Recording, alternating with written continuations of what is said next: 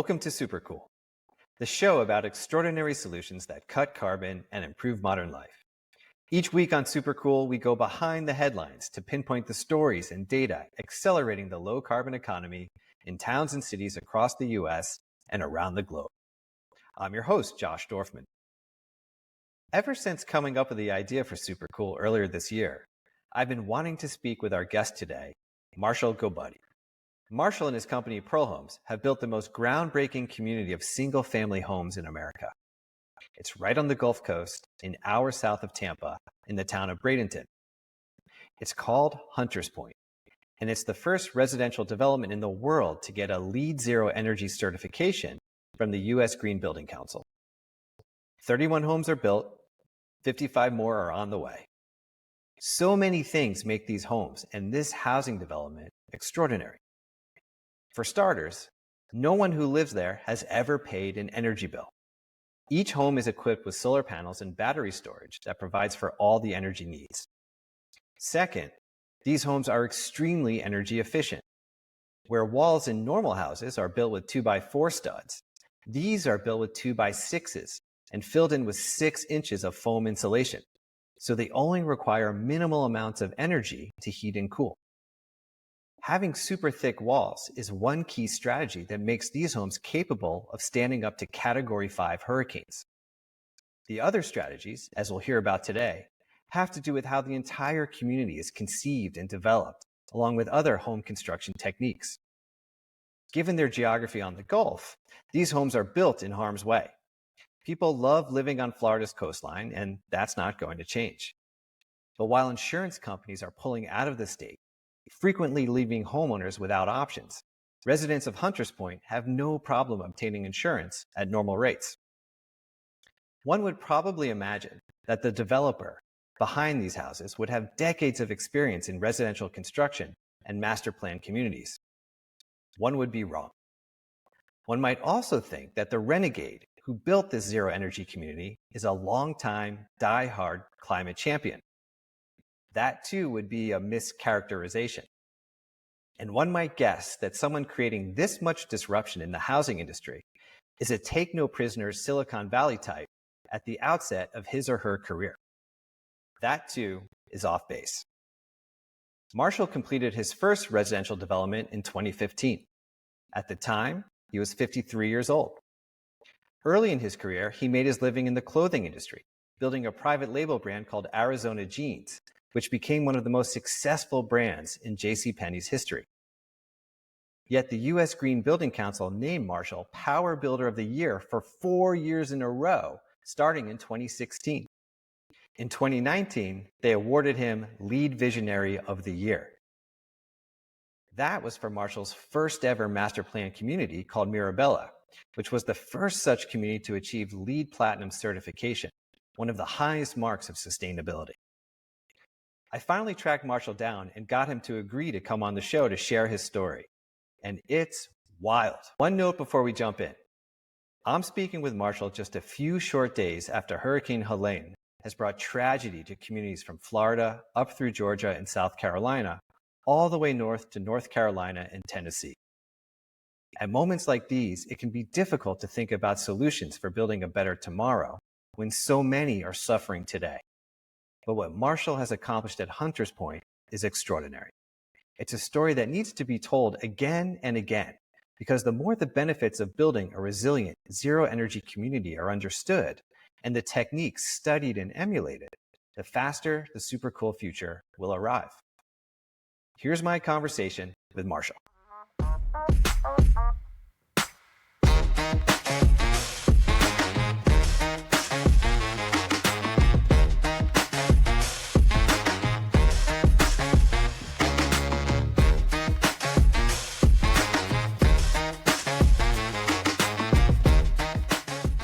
Marshall, thank you so much for joining us on Supercool.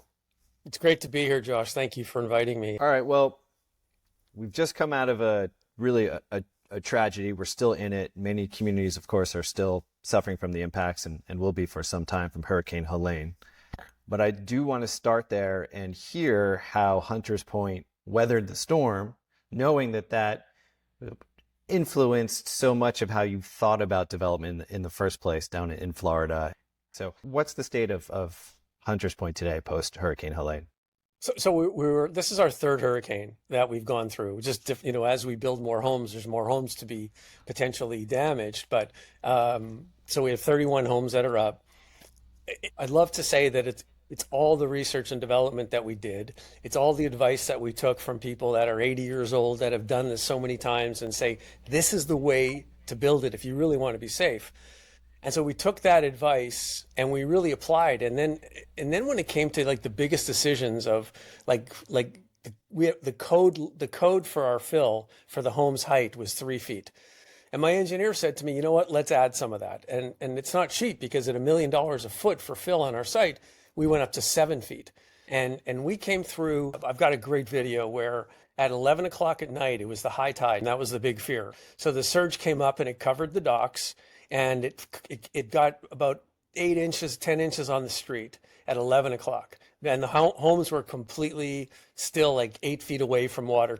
And then I have another video at 11 o'clock in the morning, streets are completely dry. And everywhere around us, streets were all closed. The police closed the bridge, the police closed the street in front of us, because everywhere around us was in 5 feet of water. So I guess, it's not just the vertical build of the house that what we took into consideration, but it's there's never been a flood like this ever in 40 years in this area. But we really had a bad one. I mean, this one really hit us hard with huge winds. So we thought about that, and that's part of the reason why we do the zip panels, because we're really worried about the rains that could come at us sideways.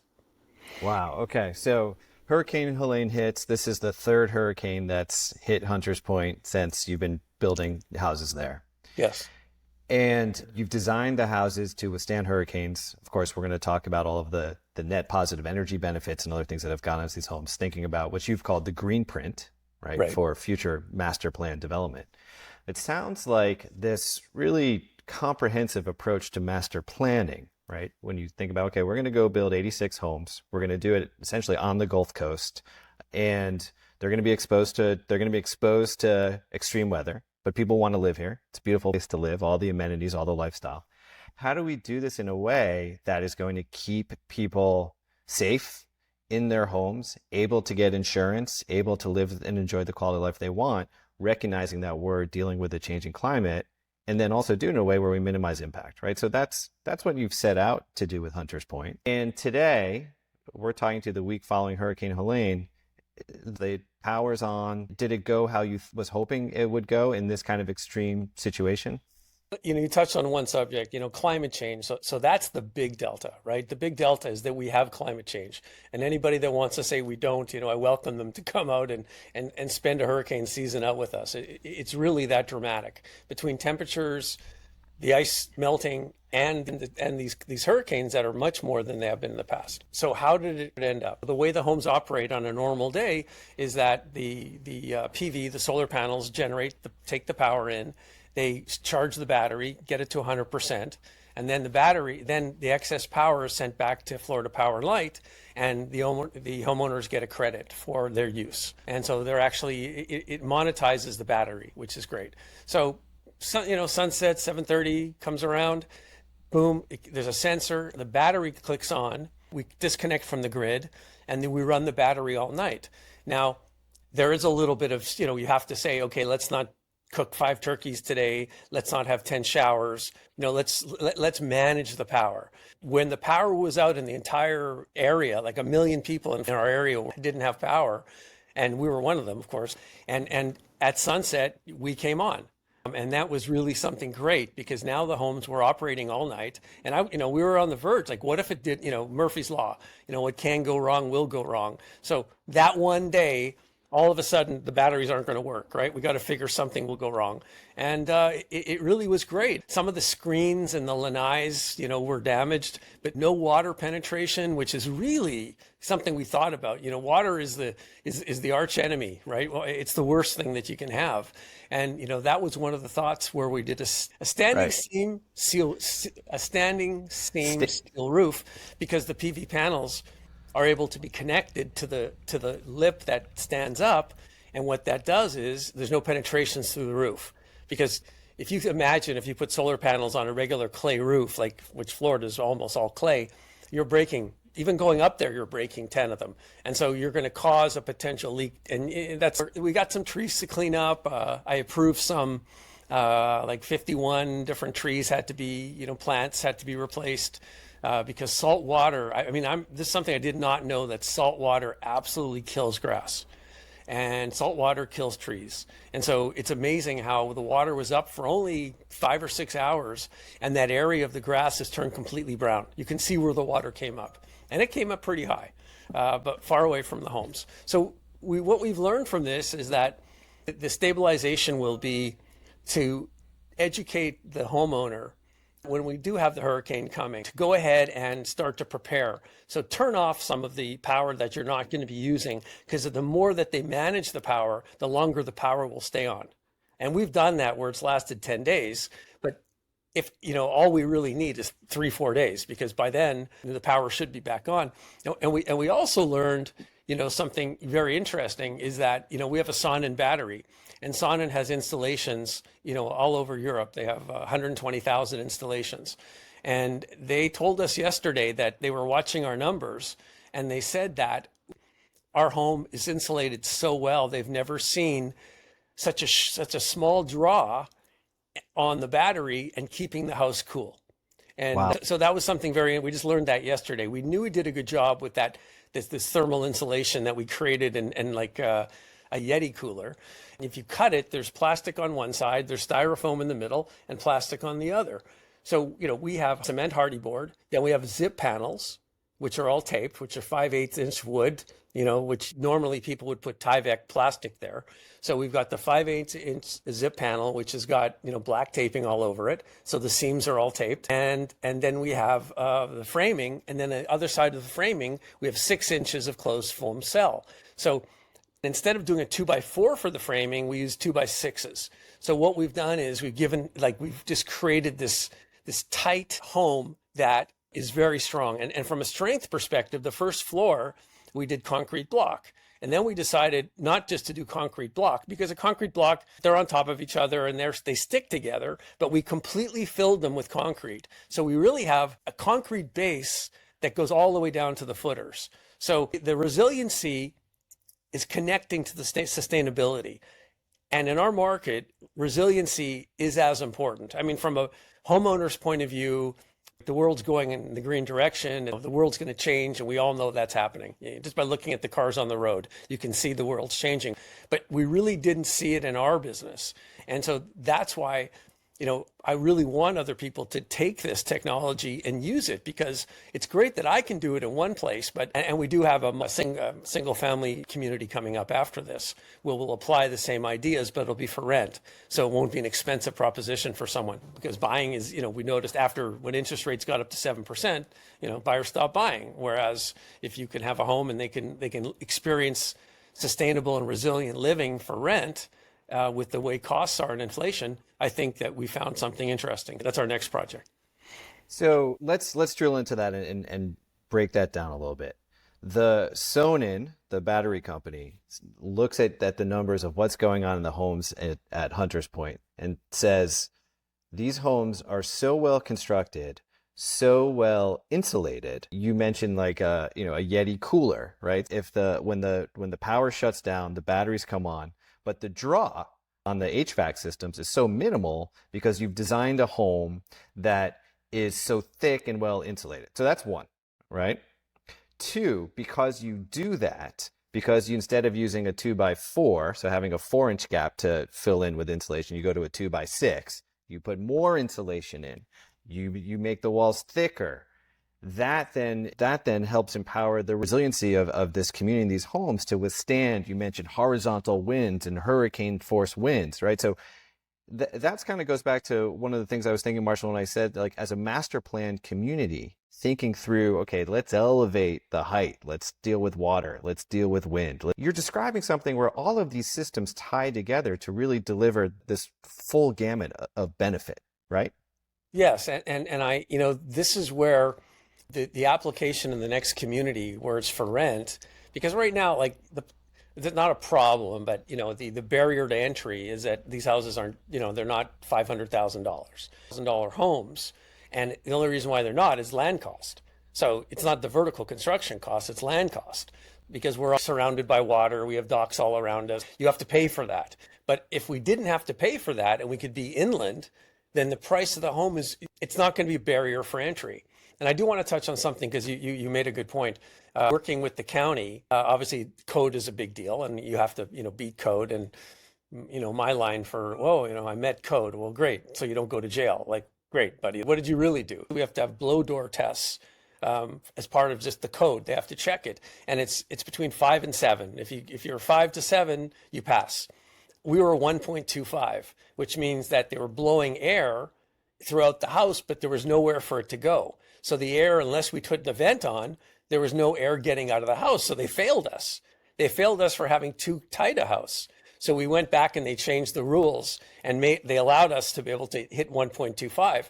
But first they were failing us. It was crazy. We've worked with our county, who has been, really supportive of this as well. And it really can be because, when you talk about master plan, we even master planned the permitting. So it's the same house left and right. And, we don't have to wait 6 weeks for a permit. We just pull it up, and it's the first time the county has ever done a master plan community where you don't have to, put in every permit and wait 6 weeks for another, or put in 10 at a time. So that's been helpful. Yeah. And so you think about, like you said, you're going to build 86 homes. You're working on some really great projects, but you don't have the scale of a national builder. You don't have a scale of a large regional builder in Florida. And I know there's some really big, builders down there, or, a DR Horton, a Lennar, whomever it may be. But if you can, one, show, okay, here's the master plan community. Come on in, take a tour, right? And I'm guessing you do tours all the time, I'm assuming. Yeah. So that's one. Okay, well, that's great. Someone says, wow, okay, this is how you do it.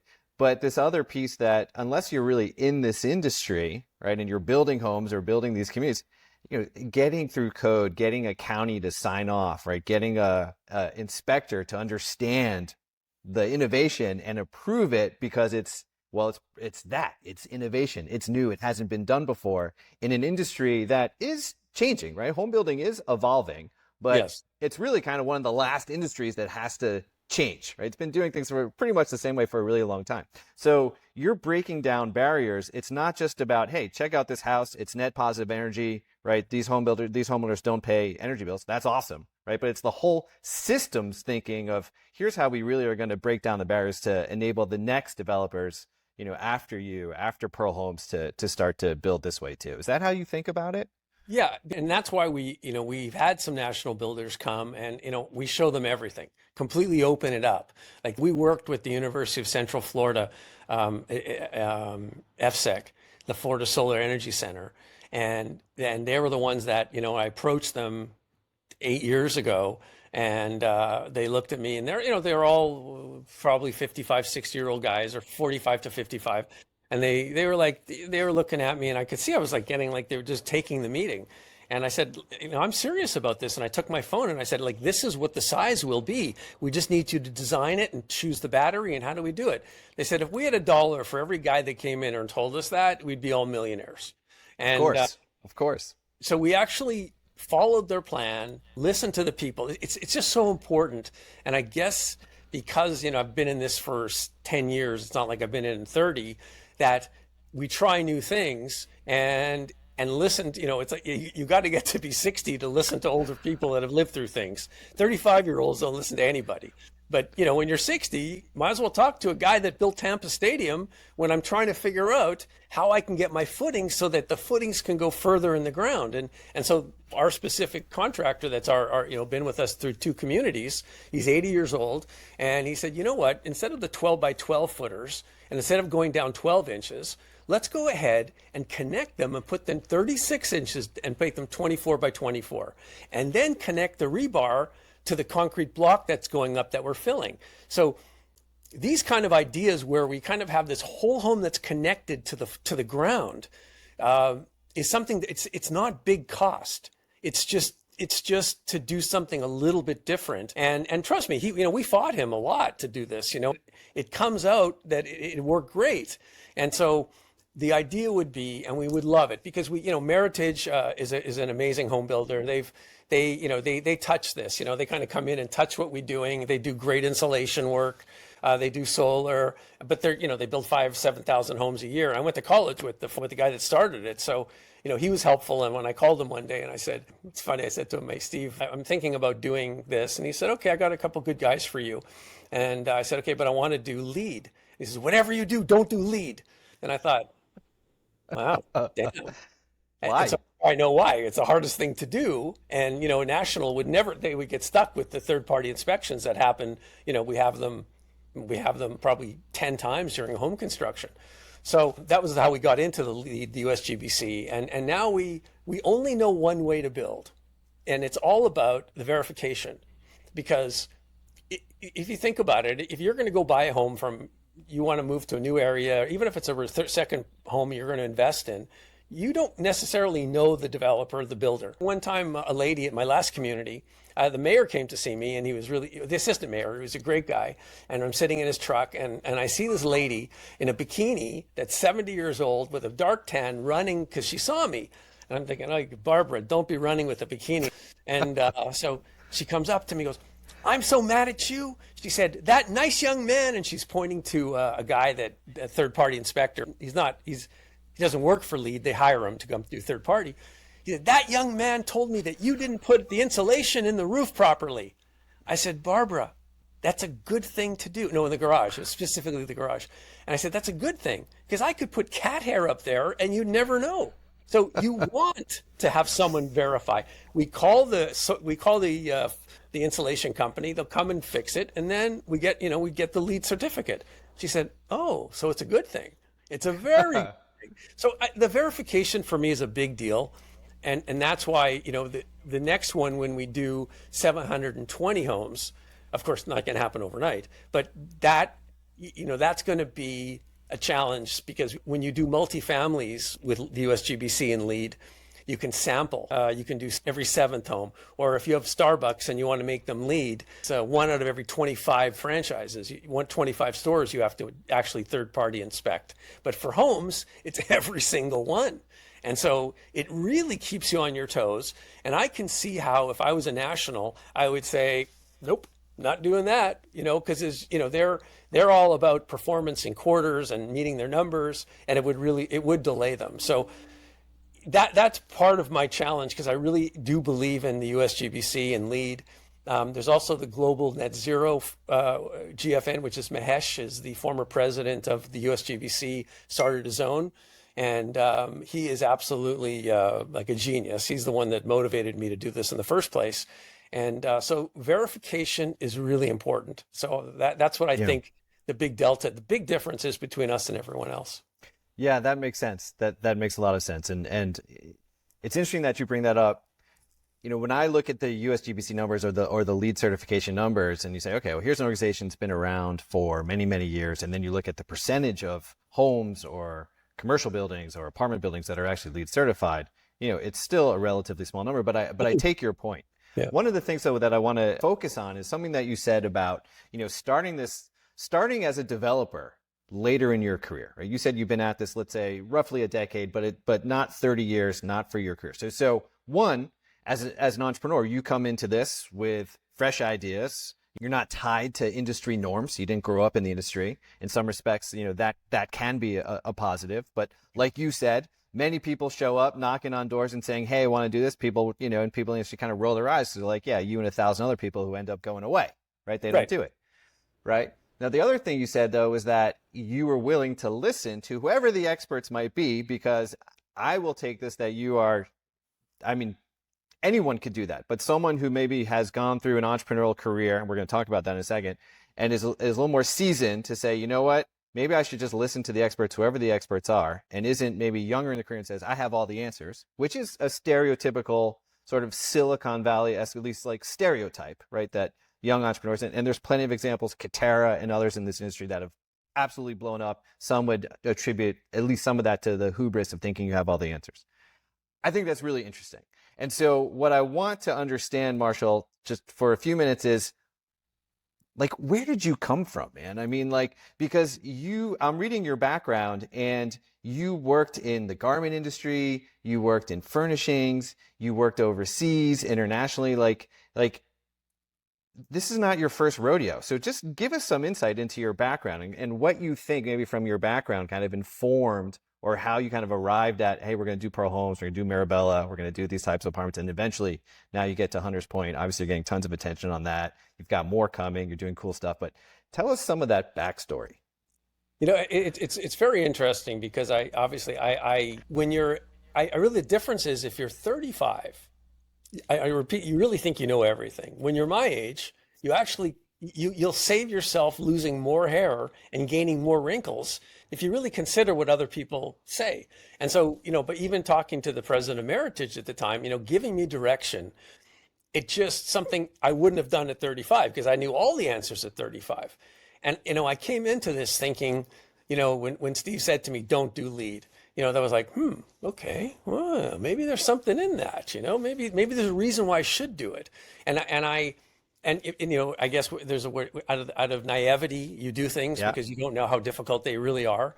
I would tell you that doing these homes was much harder than I thought to actually achieve it. To physically build a house is one thing, but to achieve the HERS rating, are you familiar with HERS ratings? I am, yeah. But Okay, that's also familiar, but just for our audience, if you just yes, if you don't, so a HERS rating is a rating system that the federal government has, which is managed by Energy Star, which I will get to your other questions about the history after, but I want to run on this, the HERS rating. The HERS rating for it, so it goes to 1 to 100 or 0 to 100. And if you're buying an existing home, 1970s home, your rating is going to be like 120 to 140.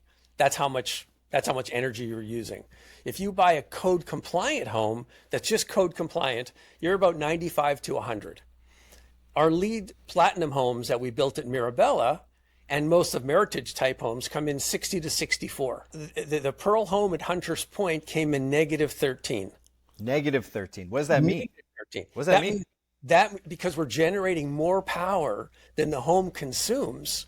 There's no use of power at all. We're actually giving back 13% of the entire power back to the grid. And it's not one house. This has been done on, I think 26 so far have come out with the HERS ratings between negative 10 and negative 16. And it's never been done. And so the ResNet, who manages HERS, they've done a couple stories on us, and they've come down a few times. And we're a small company, but we were vendor of the month for October, or builder of the month for October. So it's really nice to be not a peer, but the certification people, when they think you're doing a good job, that's when I know we're doing a good job, because they don't hate you. You have to go by their rules. There's no like, well, can I go around this? And there's none of that. Like, that doesn't exist. And since they started giving money for sustainability, which 45L, the new law that came in, before, when you would get a platinum certificate, or if you would show that you're net zero, you get an attaboy, right? Now there's $5,000. So you can imagine the cheating that's going on. So the process is taking a lot longer. And it's hard for the USGBC because, as you mentioned, they're really focused on museums and airports and really, sometimes buildings, but mostly it's commercial, not residential. And the residential people are the ones, it's not a big department, but we try to do more. So I really try really hard, and when I try to promote it, because they're all young kids work there. And that's the future of, one of these people is going to be a home builder. Like, they're all smart young people. They get it. And I think what they're, what the sustainability part, they always got. I think what we've brought in, and it's only because it's organically come in because of our area, the resilient side. Because I can tell you, when we started building the home, it was all sustainability. And when we built the model home in the Research and Design Center, it was 100% sustainability. We didn't think about the wind. We were just thinking, we can match, we're going to build it strong, but, we know that this, the modeling shows that we could go through a category 5 hurricane. So we were satisfied with it. But then though, at the height of the fill that we needed, the height that the homes are at, the idea that we went from, only adding 3 feet to adding a 9 foot garage underneath the home. So now we are actually 16 feet above the flood zone. So when you walk into the first floor, you're 16 feet above the flood zone. So there's really, and that's why we're able to get insurance, which you talked about earlier. I'm so proud of the fact that our insurance, including flood insurance, for one of our homes is $6,000 a year, and I have an apartment that's $20,000 a year, and Wow. it's just really the opportunity. And it's interesting because the insurance companies want our elevation certificate. So the surveyor does an elevation certificate. And once they see that and we let them know the FEMA height, we have no problem with insurance, which is, I don't want to jinx it, but it's been great. Yeah, but it's not just 6,000 a year versus 20,000 a year. It's also 6,000 a year versus no insurance, right? Right. You got to self-insure. Right. A lot of people are self-insuring because they can't afford it. Yeah. And look what Right. happened on the island, like Anna Maria Island. It's just tragedy. It's like houses, 4 or 5 feet of water, like just ridiculous. And like, how do you get around that? And it's tiring, for the community itself, the people that have gone through it, because the climate change has really influenced the number of hurricanes and weather effects that we have. I mean, think about Idalia, and Ida. Like, we got lucky. Like, ours hit us pretty hard, but the eye went right to Tallahassee. So a couple more feet, could be right hitting us. Yeah, building it in a very holistic way where you say, okay, well, these houses can be insured. These houses can withstand extreme weather. These houses can have a HERS rating of -13 and be net Right. positive. I mean, it's just extraordinary to hear. But I am going to hold you to it because I do want to hear what you were doing at 35 and what you felt like when you felt like you may have had all the answers. Just walk us through some of that journey of All the your answers, career. yeah, the answers started at 18. So that was Okay. my ADD that, my mom, may she rest in peace, would say, you don't have that. Later on in life, people said I had ADD. I said, no kidding, Mom. No wonder school was so hard for me. But I started working very young, and my dad and my grandfather and I started a business of apparel, and my grandfather and my dad retired. I decided we're living in Canada, and I wanted to go to the U.S. I wanted to like the U.S. market. It's huge. It's like, at the time there's 20 million people in Canada and 300 million people in the U.S. And as very close to the border where I grew up, I've spent a lot of time in the States, so I really wanted to tackle it. So I went to retailers to try to get in, and I didn't know you don't do this. That I went to the Macy's buyer and I found out where his office was. And he was on the phone and he's looking at me with his finger like, who are you? And I started hanging up my jackets all around his office. And he goes he's on the phone and he's like, some guy's in my office. Who is this guy? I don't know if you remember the old Guess jacket that had denim with leather pieces on the sleeve. I don't remember. I do, yeah. With Yeah. the acid wash, Yep. I was the first one to, I call myself a fast second, like I interpret things. So I'm not the first guy to do it, but I'm Mr. Potato Head. I take all the components and put them together. So I put this leather together and I put the acid wash together, and the jackets were amazing. And the guy bought them and I shipped them to his store, and they were in Macy's. And then, do you remember a store called Chess King? I don't think so, no. Okay, so they had No. like 500 stores. It's a young men's store, and they tested 200 units. And I was making at the time in my factory 40 units a week. I mean, 200 units was a lot of work. And they said to me that you had to have it here in our warehouse in Worcester, which I didn't even know where the hell that was, by this date, or we won't take it.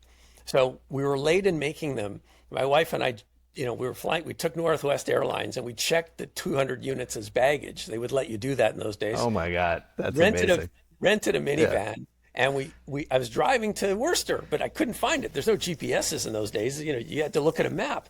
So I pulled over, again, no phone. I pulled over, used the payphone. I called the buyer, and he said to me, "Where are you? What did you do?" And he said, "Hang on a second." And he called the other buyer in. He goes, "Tell us again what you just did."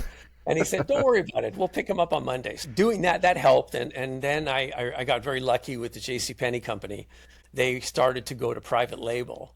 And I was using my brand, but I liked the big numbers. Like, the big quantity was great. Do you remember a store called County Seat? Remember County Seat?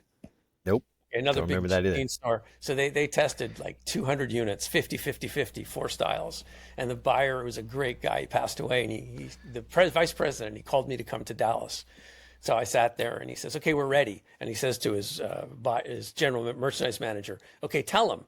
So I'm thinking, okay, it's like 50 pieces, they'll buy 200, 300, 24,000 of this one, 50,000 of this one, and so I'm like, oh shit. So I flew Off to over the races. I flew to Korea because that was the beginning. In those days, Hong Kong was second. Korea was really the capital for everybody going there. They were still making their stuff in China, but the Samsungs and the Koreans really had China as their factory. Now China has it as their factory. And so I went to Korea, and I woke up, and I was in the breakfast room, and I had a suit and tie on like a schmuck 22-year-old guy, and I'm looking through the yellow pages for agents, literally agents.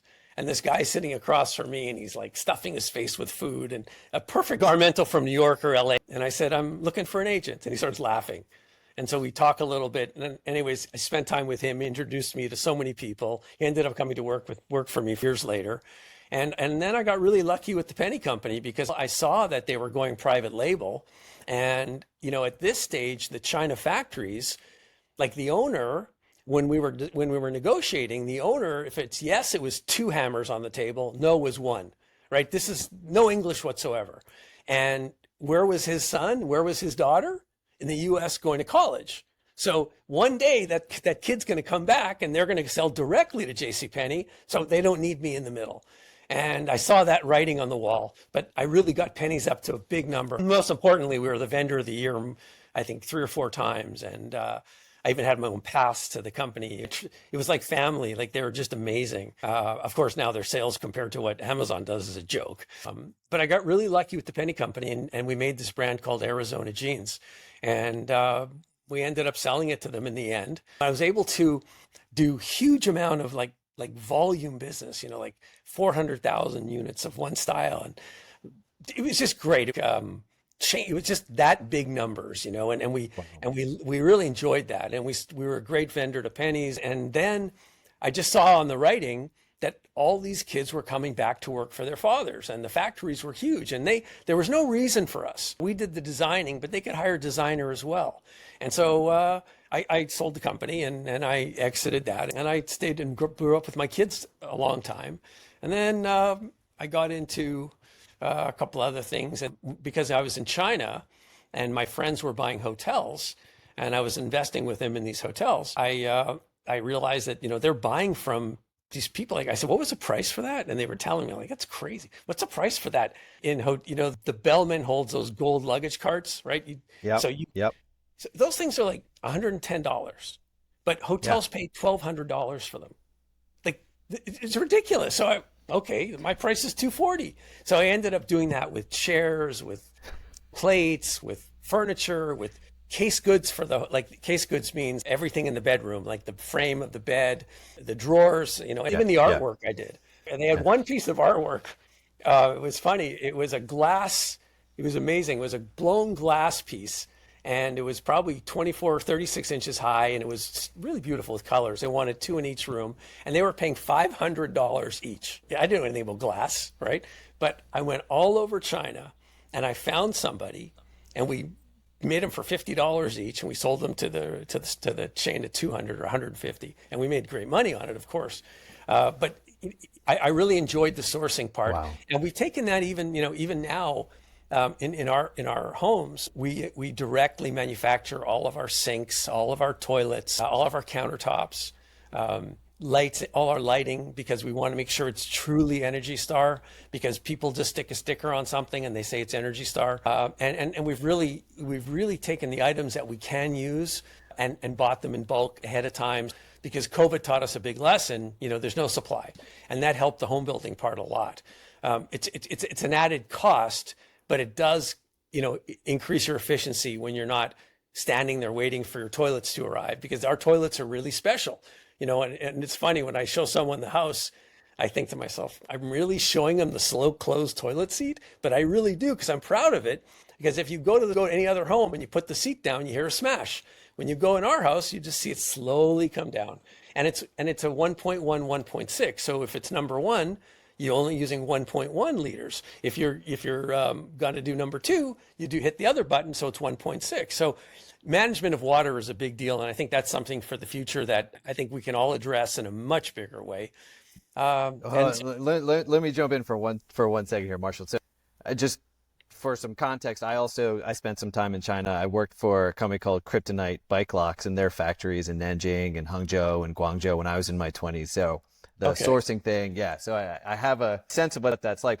My takeaway is you've always had this entrepreneurial, the entrepreneurial bug. I mean, you're an entrepreneur through and through. I mean, that's clear. And it's interesting to hear now you're able to take this furnishings piece and you're doing things that no other builder would, they would say, well, in their right mind, but that's no other builder would do. Say, oh yeah, we're going to go direct purchase, our furnishings, our toilets, because it may be more expensive, but then we control our supply chain. We control the timetable. We have more control over our process. And home builders will tell you if anything disrupts the timetable of manufacturing homes, the whole thing gets thrown off, right? You can't buy land, you can't get this permit, everything, you have to start over. You have to redo your marketing. I mean, the costs go through the roof, right? So it's fascinating to hear.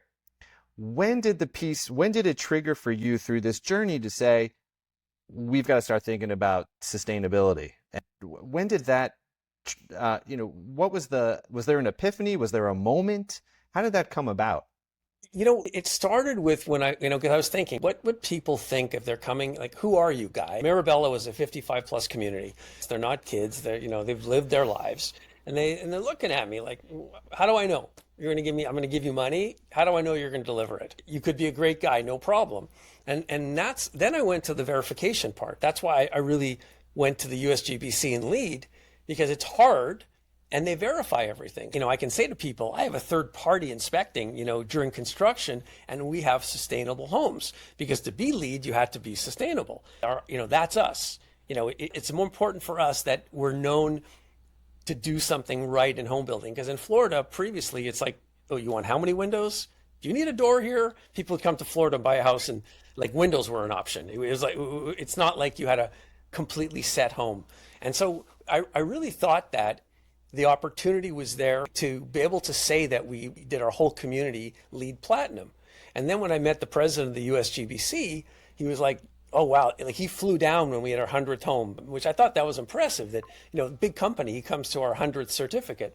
So I really started to buy in. And then, he made this guy made me crazy, because he went ahead and he said to me, you can do net zero. And I said to Mahesh, what's net zero? Like, literally, what is it? And he says, you can do it.